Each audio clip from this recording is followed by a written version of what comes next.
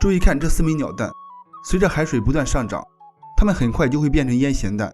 看到这里，你可能会以为这是水鸟的蛋，其实这只是普通麻雀的蛋，我们家乡话叫夹签。不知道它在你家乡叫什么名字？麻雀是讨厌水的动物，这里的麻雀为何把鸟巢建在水边呢？让不计其数的雏鸟丧命于此，那是因为这里有丰富的食物，人为财死，鸟为食亡，看来是对的。这也间接为大自然的计划生育做出了巨大的贡献。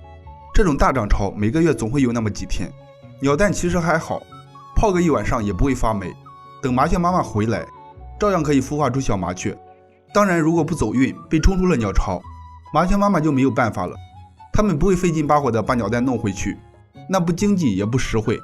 还不如想办法再生一窝。遭殃的也许不只是鸟蛋，就连雏鸟也经常洗个冷水澡。不会游泳的它们对此毫无反抗之力，有的小麻雀就很佛系，海水淹过来的时候就伸着脖子舔着脸，呼吸一口是一口，那架势就像在说，脸我舔了，脖子我伸了，剩下的交给海水。但是有的小麻雀就不那么想，它总感觉自己还能抢救一下，于是它开始挣扎，向自家屋顶攀爬，一雀功成万骨枯，踩着兄弟姐妹的脑袋爬上屋顶，静静等待潮水退去。所以只有它活了下来，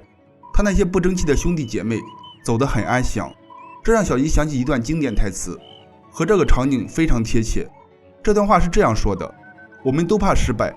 但是失败只是相对而言，掉在水里你不会淹死，待在水里你才会淹死。你只有游，不停地往前游。那些一开始就放弃的人，他们不会失败，因为他们从一开始就放弃了。